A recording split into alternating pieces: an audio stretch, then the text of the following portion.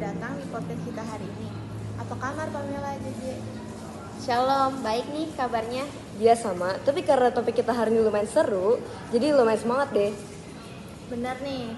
Nah, buat yang lagi dengerin, kita mau bahas sesuatu yang menurut aku penting banget, tapi sering disepelein. Itu tentang alam menganugerahkan talenta kepada manusia. Kedengarannya agak berat ya, tapi sebenarnya ini nyambung banget sama kehidupan kita sehari-hari. Iya, karena setiap orang tuh pasti punya talenta masing-masing. Cuma kadang kita nggak sadar aja. Bener-bener. Nah, sebelum kita mulai nih, ada baiknya kita berdoa ya. Ya Allah, kasih agungmu membuat kami memiliki kemampuan untuk melakukan berbagai aktivitas berkehidupan. Allah telah menganugerahi kami kemampuan sehingga kami dapat mengerjakan banyak hal. Kini kami menyiapkan diri untuk mengaktifkan potensi yang Allah anugerahkan itu. Kiranya mendatangkan berkat bagi banyak orang dan terutama bagi kemuliaan Allah.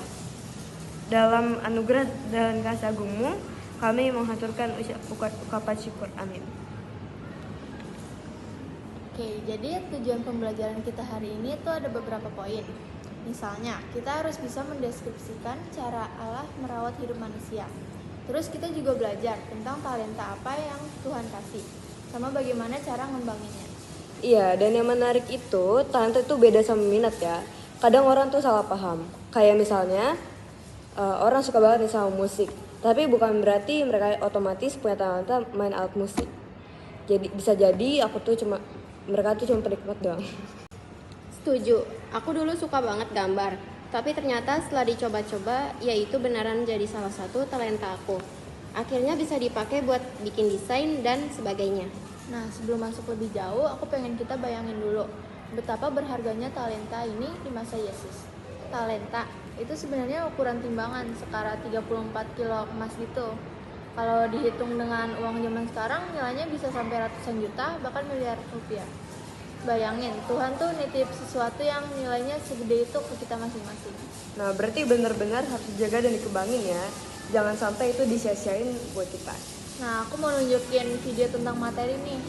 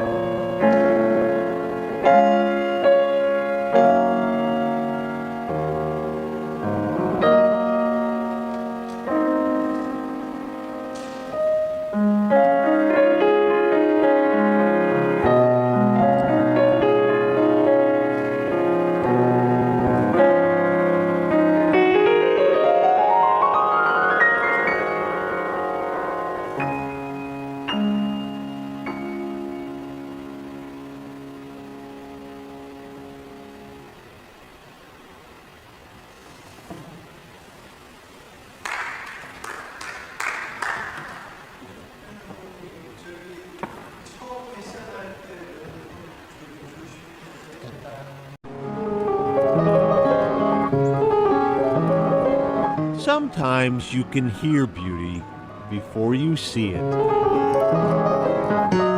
Such is the case with Hia Lee. To hear Hia is to marvel, but to see her is to simply wonder. How? Hia was born in South Korea with multiple birth defects, no legs beyond her knees, and just 4 fingers, 2 on each hand.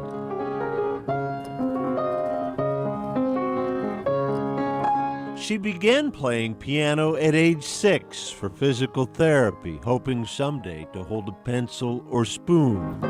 Let's just say the instrument agreed with her. 저는 장애가 있다고 해서 From when I was very young, I never thought I was any different from other people. To this date, I thank God to give me such a beautiful talent in me. Ladies and gentlemen, Hia Lee. Thank you so much. 23 years old, just 3 feet tall. Thank you. Hia's stature as a pianist is now recognized round the world. The Edina Rotary Club helped pay for her first visit to Minnesota, where several concerts are planned for both the able-bodied and the disabled. 나도 할 수 있다 하는 마음을 I want disabled people to feel that they can do as well. And also, they shouldn't lament what they don't have, but celebrate what they have already. Thank you. 10 hours a day, Hia devotes to practice. She's missing 6 fingers, yet calls herself blessed. Makes it harder to look at one's own life and think anything less. Thank you so much. Thank you. God bless you. Video pertama ini tentang seorang perempuan yang tangannya nggak sempurna. Satu tangannya nggak punya jari, tapi dia bisa mainin lagu Amazing Grace di piano dengan sangat indah. Aku pernah lihat itu sih dan mau banget sih. Itu nunjukin banget kalau keterbatasan fisik bukan penghalang buat ngembangin talenta. Benar. Terus ada juga video yang kedua tentang Hia Lee, pianis asal Korea yang cuma punya 4 jari. Bayangin, 4 jari aja bisa bikin musik yang bikin orang terharu. Iya, kadang kita yang tubuhnya lengkap malah suka males-malesan ngasah talenta. Padahal orang-orang kayak mereka aja semangat banget. Aku jadi inget kisah Musa di Keluaran 4 kalau bahas itu. Jadi dia tuh awalnya minder banget nih, bilang ke Tuhan kalau dia nggak pandai bicara. Lidahnya berat, tapi justru Tuhan tetap pilih dia untuk jadi pemimpin. Dan disuruh untuk bawa bangsa Israel keluar dari Mesir. Iya, itu nunjukin kalau talenta bukan cuma soal udah jago dari lahir.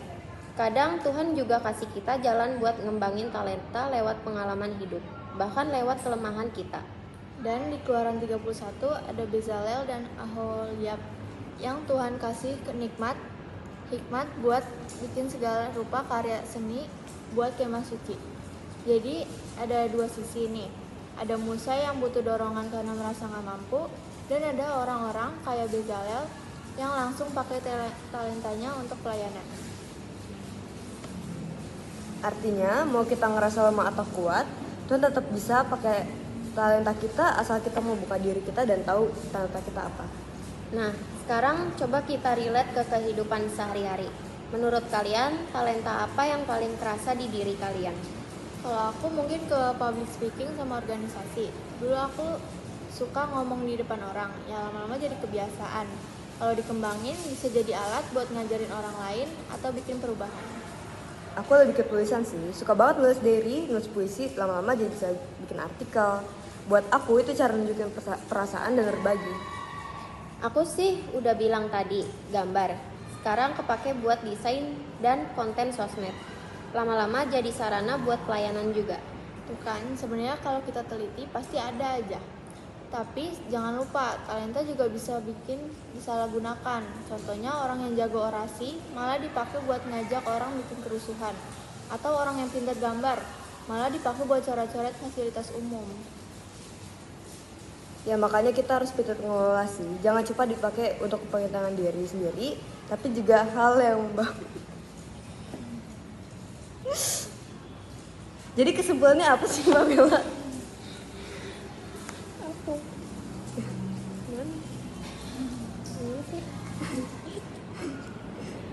Jadi kesimpulannya talenta itu anugerah Tuhan, harus disyukuri, diasah, dikembangin. Dan jangan salah paham antara minat sama talenta sesuai yang aku jelasin tadi. Minat itu kita sekedar suka, sedangkan talenta itu peminatan yang bakal jadi passion kita untuk kedepannya. Jangan lupa juga buat ingat kalau talenta itu nilainya gede banget, kayak harta berharga yang Tuhan titipin. Aku pribadi belajar kalau talenta bukan buat aku simpen. Tuhan mau aku pakai buat melayani dan berkarya. Aku belajar nih supaya nggak minder kayak Musa, karena aku orang emang rada minderan gitu kan. Jadi aku tuh belajar buat juga jangan males kalau udah punya talenta. Jadi semua itu harus dipakai buat kebaikan. Kalau aku belajar kalau sekecil apapun talenta kita bisa jadi alat buat memuliakan nama Tuhan dan juga jadi berkat buat orang lain. Oke, sebelum kita tutup, aku mau ajak kita doa bareng lagi ya. Ya Tuhan, terima kasih karena Engkau sudah memberikan kami berbagai talenta. Ajari kami untuk mengenali, mengembangkan, dan menggunakan talenta itu demi kemuliaan nama-Mu dan kebaikan banyak orang. Jangan biarkan kami menyalahgunakan karunia-Mu, tapi tuntunlah kami supaya selalu setia mengelolanya. Dalam nama Yesus kami berdoa, amin.